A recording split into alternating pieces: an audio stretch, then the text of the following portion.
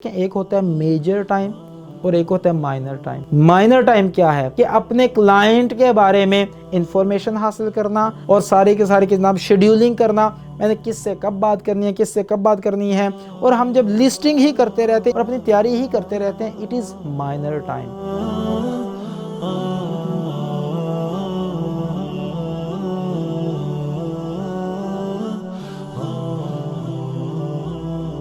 अस्सलाम वालेकुम रहमतुल्लाह। दोस्तों, मैं हूं उस्ताद मोइन अख्तर सक्सेस टीम से। अगर आप ये देखना चाहते हैं कि आपका ताल्लुक सेल्स से है और आप सेल्स को इम्प्रूव करना चाहते हैं, तो आज की टिप आपके बहुत काम आने वाली है। आप इस छोटे से पॉइंट को समझ लीजिए और इस पर अमल पैरा होना शुरू कर दीजिए। इंशाल्लाह मेरा दावा है कि आप जस्ट इस एक टिप पर अमल करके अपनी सेल्स को डबल कर सकते हैं। वो पॉइंट कौन सा है? सबसे पहले हम एक स्टोरी से समझने की कोशिश करते हैं कि मेजर और माइनर टाइम क्या होता है। एक बंदा था, वो अपने बिज़नेस कर रहा था, उसे कॉल आई कहीं से। उस बंदे ने कॉल जिसने की थी, उसने कहा जी कि मैं सेल्स पर्सन बात कर रहा हूँ और फ़लाँ एक हमारी प्रोडक्ट है जिससे आपको बहुत फ़ायदा होगा वगैरह वगैरह। उसने उनसे बात की। उसने कहा कि मुझे यार इंटरेस्ट नहीं है, आप मुझसे फिर बात करना, मैं फिर सोच कर बताऊँगा आपको। उसने दोबारा जब सोचा और उसके बाद जो टाइम दिया था उन्हें कॉल करने का, उन्होंने फिर से उस वक्त कॉल की। वो सेल्स पर्सन ने जब कॉल की, उसने सोचा कि चलिए इससे और बात करके देखते हैं। उस बंदे ने फिर बात की, लेकिन जो है वो कन्विंस नहीं हुआ उसकी प्रोडक्ट से कि मुझे वो लेनी चाहिए। लेकिन उसके बावजूद जो है उसने कहा चलिए सर मुझे आप बताएं मैं कब तक दोबारा आपको कॉल कर लूँ। उसने फिर कहा ठीक है, इतने अरसे बाद मुझसे दोबारा फिर कॉल कर लेना, मैं सोचूंगा उसके बारे में। उसके बाद उसने फिर एक स्ट्रॉन्ग फॉलोअप के तौर पे फिर से कॉल की। तो उसके नतीजे में उसने सोचा कि यार क्यों ना इसे एक मौका दे दें, इसका एक डेमो ले ही लें, तो उससे कम से कम मुझे मज़ीद पता चल जाएगा कि मुझे ये प्रोडक्ट लेनी चाहिए या नहीं। उसने एक शेड्यूल दे दिया, ठीक है यार फ़लाँ दिन को फ़लाँ टाइम पे हम एक डेमो सेशन रख लेते हैं, आप मुझे ऑनलाइन इसका डेमो दे दीजिएगा, मैं आपकी प्रोडक्ट के हवाले से किसी ना किसी डिसीजन पर पहुंच सकूंगा कि मुझे ये लेनी चाहिए या नहीं। टाइम तय हो गया, शेड्यूल फाइनल हो गया। आखिरकार जब वो दिन आया और वो टाइम आया, तो ये बंदा जो था ये वेट कर रहा था कि वो लोग मुझे लिंक शेयर करेंगे मीटिंग के लिए, ऑनलाइन मीटिंग के लिए, ताकि मैं उनका डेमो देख सकूं। किसी ने राब्ता ही नहीं किया। वो बेचारा बार बार वेट कर रहा था कि मुझे कोई लिंक आए, लेकिन कोई लिंक नहीं आया। बड़ा परेशान हुआ। आखिरकार वो वेट करके वो अपने दूसरे कामों में मसरूफ़ हो गया। कुछ दिनों बाद उसी बंदे की सेल्स पर्सन की फिर से कॉल आई और उसने माजरत की कि सॉरी मैं आपको टाइम नहीं दे सका, आपसे मैं बात नहीं कर सका, आपको मैं लिंक शेयर नहीं कर सका। आप प्लीज़ मुझे बताएं कि हम किसी और दिन अगर रीशेड्यूल कर सकें उस मीटिंग को, ताकि मैं आपको डेमो दिखा सकूं अपनी प्रोडक्ट का। उसने कहा चलें ठीक है, अब फ़लाँ दिन जो है ये सेट कर लें फ़लाँ टाइम पे। तो वो टाइम के आने से पहले पहले इन्हें लिंक पहुंच चुका था। ये खुश थे कि चलो एटलीस्ट मुझे लिंक आ गया, जब मैं ऑनलाइन होऊंगा तो मेरे साथ कोई बंदा रब्ता करेगा और मुझे बताएगा, इसके डेमो शेमो देगा। तो जब वो एंटर हुआ उस मीटिंग के लिए, उसने ट्राई की, क्लिक किया उस लिंक पे, तो आगे से किसी होस्ट ने उसे इन नहीं किया। वो बंदा बेचारा 10 मिनट तक देखता रहा स्क्रीन को कि अब मुझे कोई बताता है, अब कोई बंदा डेमो देता है, किसी ने नहीं दिया। 5 मिनट और गुजर गए, वो वेट करता रहा, लेकिन उसके बाद आखिरकार उसने उसे साइड पे किया, अपने दूसरे कामों में लग गया। अगले दिन फिर उसी सेल्स पर्सन की कॉल आई। उसने कहा सॉरी जनाब, अगर आप माइंड ना करें तो कल हम फिर ना मीटिंग रख लें।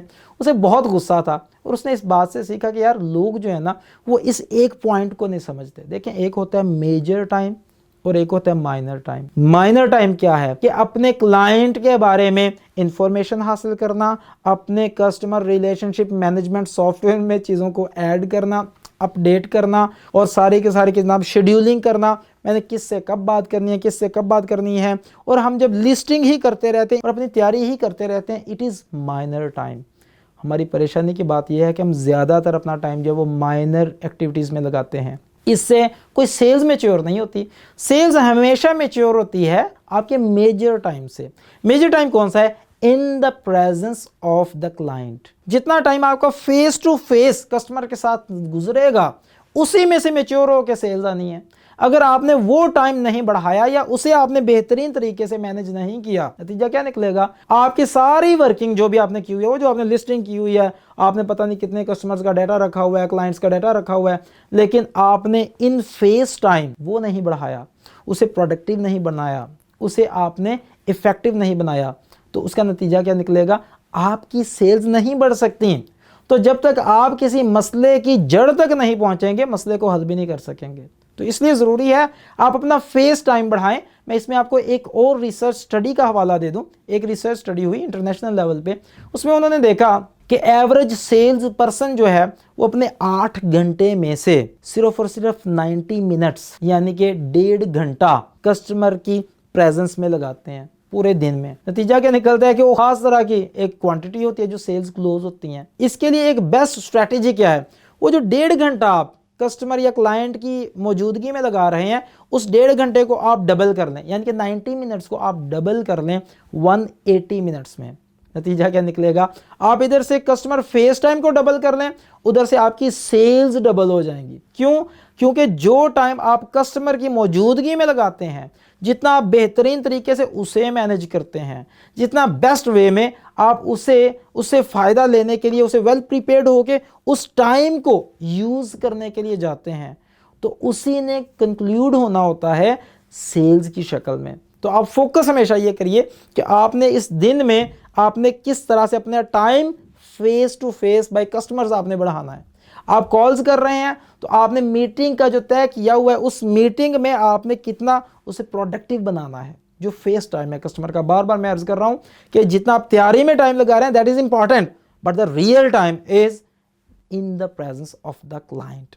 तो इसलिए उसे हम किस तरह से कर सकते हैं, इवन कि अगर आप कोल्ड कॉल्स भी कर रहे हैं तो आप कॉल कर रहे हैं तो आपके बिल्कुल एक जो 90 तुल्य अल्फाज होने चाहिए कि आपने क्या अल्फाज बोलने हैं क्लाइंट से टाइम लेने के लिए। स्टार्ट की जो 15 सेकंड की जो पिच है आपकी, वो ये डिटरमिन करेगी कि वो बंदा आपकी बात सुनेगा कि नहीं सुनेगा। उसे उस 15 सेकंड के अंदर अंदर इस बात पर लेकर आए कि वो आपको कोई ना कोई टाइम दे आपसे फ्यूचर में बात करने के लिए, और जब वो टाइम दे दे तो उसे रिलीजियसली फॉलो कीजिए। प्लीज़ अपनी कमिटमेंट को लूज़ ना कीजिए। और इसके बारे में तो हमें बताया गया, दीन में भी बताया हुआ है कि मुनाफिक की पहचान बताई गई है, उसकी एक क्या खसलत है कि वादा करके पूरा नहीं करता।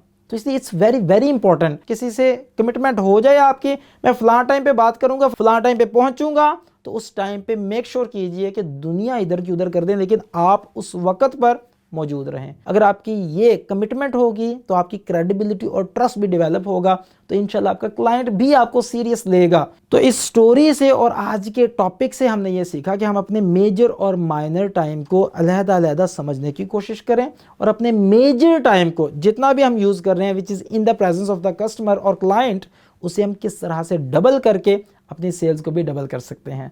बहुत शुक्रिया आपका। अस्सलाम वालेकुम रहमतुल्लाह।